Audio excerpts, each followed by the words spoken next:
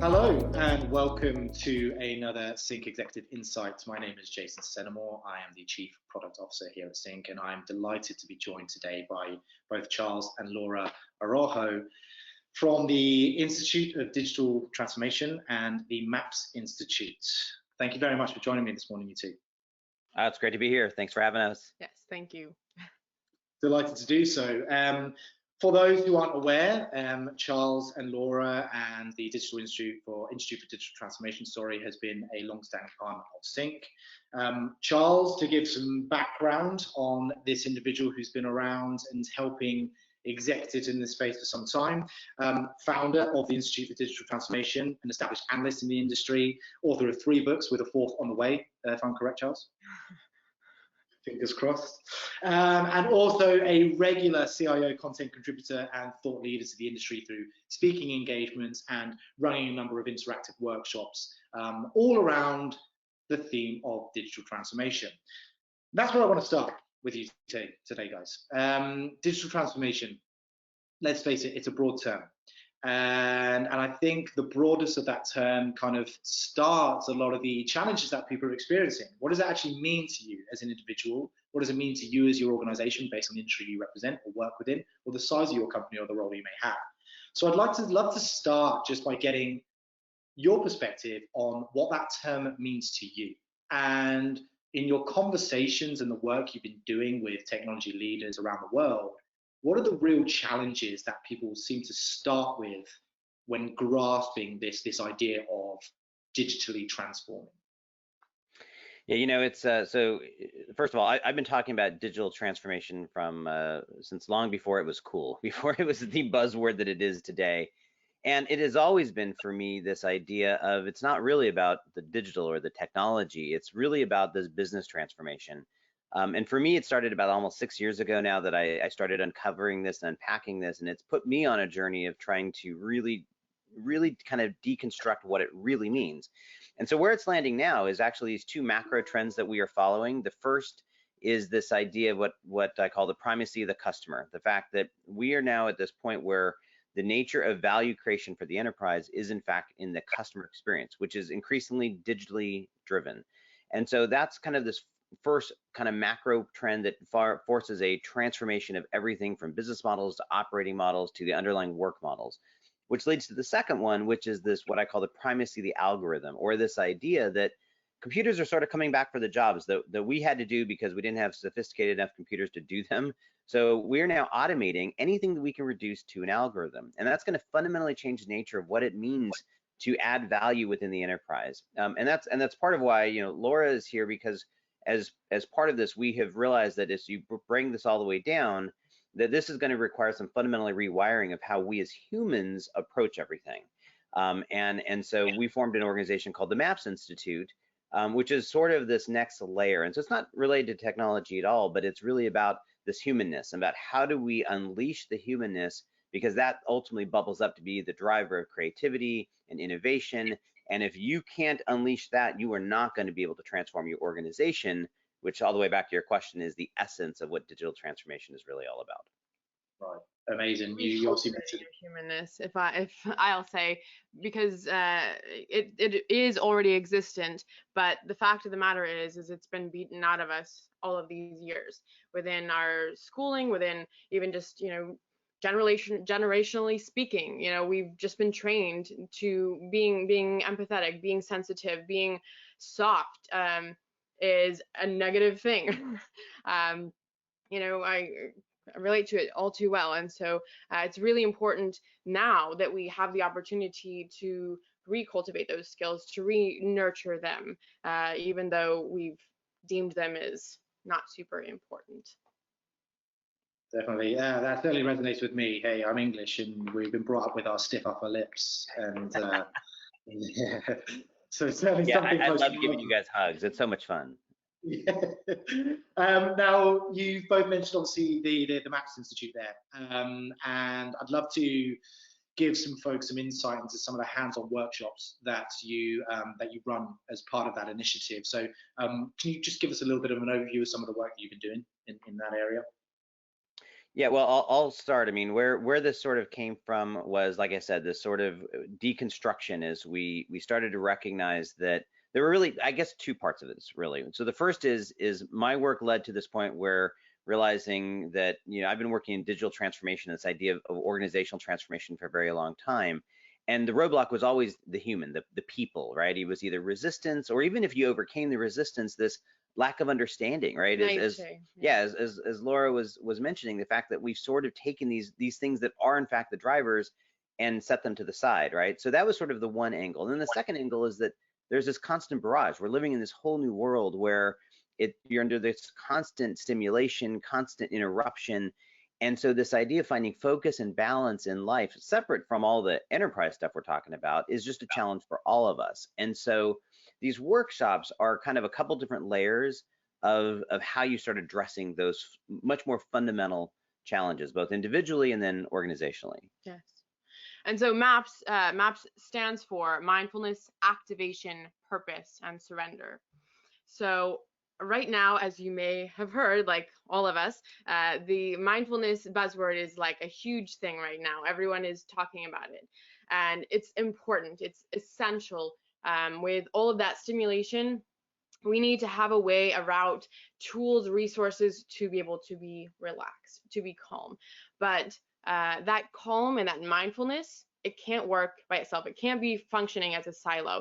It can be helpful, but ultimately it's the same result in my mind as going to the gym 20 minutes once a week and expecting a dramatic dynamic result. We need to have a dynamic shift. We need to make dynamic activations in order to have a dynamic reaction to see a result in our organizations and within ourselves. So we realized that we needed something beyond the mindfulness. And activations are really a series of choices, right? This idea, so if you put the four of them together, right? So purpose is this idea of understanding, hey, what is it that you actually want out of life and your career and your relationships, all of this. And then activations is this recognition that it's not about a single choice, that every single choice leads to another choice, right? Has a reaction, leads to another choice, and being mindful about it. So that's why, I mean, these are all intertwined, and mindfulness is a great foundation, starting point. We're really excited that organizations are waking up to that, but it's about more of this. And the last one, surrender, is about the fact that, you know, we're our own worst enemies. We've got all this baggage. So in fact, on the wall, this is a t-shirt that I use in my keynotes, and it talks about the fact that our future, that the history teaches that the future is lost in the past, meaning that our past, our history, is really what inhibits our ability to set our own future, to create that own future, because we have to let go of those things. And it could be any number of things. And by the way, I think this is true individually. It's also true organizationally. Yeah. You know, and so these workshops are a couple different layers of helping people unpack that and understand how to overcome some of these barriers and challenges. And the surrendering element, especially organizationally, you know, if you've had that footprint in your organization or even within yourself for so many years, it's a lot of work to let that go. I mean, if you think about going to therapy and like how many years it takes to unpack all of your baggage, it's painful work. It's excruciating. It is uncomfortable. And so that's kind of the whole reason that we came up with the idea of this workshops, is that it is an uncomfortable process. And so having the opportunity to do more than just read about something, literature is great. All of these articles, all of these apps are great, but they're, in my opinion, a little bit too accessible. And having the opportunity to attend something where it's this environment of pure intimacy, it's this environment where maybe you go and you're a little bit uncomfortable, you're a little bit uneasy, but you have the opportunity to lean in, you have the opportunity to jumpstart your shift, your change, and you have the opportunity to do so with all of these other people that are like, oh my goodness, this is crazy, I'm uncomfortable, get me out of here. But then they realize that, you know, maybe these elements are actually really important, and they're things that because I'm uncomfortable, I can resonate with them. I'm resonating with the things that are making me uneasy. We just found it's easier to be uncomfortable together. So, you know, that's the idea. Definitely. The camaraderie and uncomfortableness. Well, that's great. Thanks so much, guys. The other area that I'd love to ask you a little bit about as well is outside of your workshops with the MAPS Institute. Obviously, you've created as well a bit of a step-by-step, bite-sized guide / journey for people to start embarking on their digital futures, right? Which you call Your Digital Future. Essentially a weekly digital journal to help technology leaders understand the transformative changes taking place as we enter the digital era.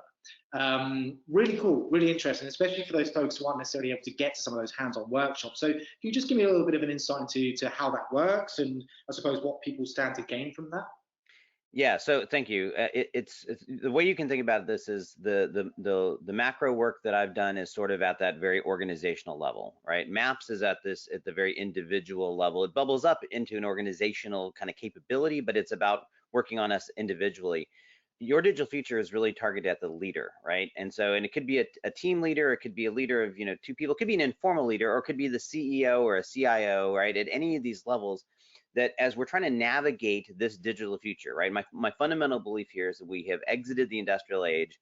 We're in this period that I'm calling the digital era. Some people call it the fourth industrial revolution, a bunch of terms out there, but this new era in which we're fundamentally redefining how organizations are structured, managed, and work. And that means we have to, we're talking about the surrendering, right? This idea of organizational inertia is powerful, and being able to transform your organization starts with being able to transform yourself and your people.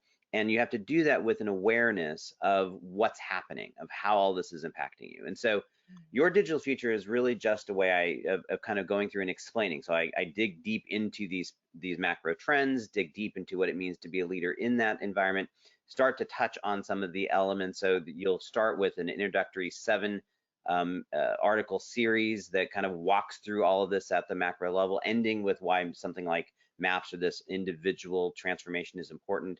And then every week, it's just these kind of tips. So I try to present a big idea to help people reframe how they're seeing it, explain the impact of what that is, and then specifically give them some form of an exercise, a next step to take to actually understand this more viscerally and do something about it, or to start taking those initial first steps. And eventually, I'm going to start charging for this, but for right now, it is completely free. If you sign up, it will be free forever. So to give it the plug, you can go to yourdigitalfuture.net and it will take you to the landing page. You can sign up and it's very, very simple. So would hopefully encourage everyone to do that. And then through that, you'll also get some updates about what we're doing with the MAPS Institute as well.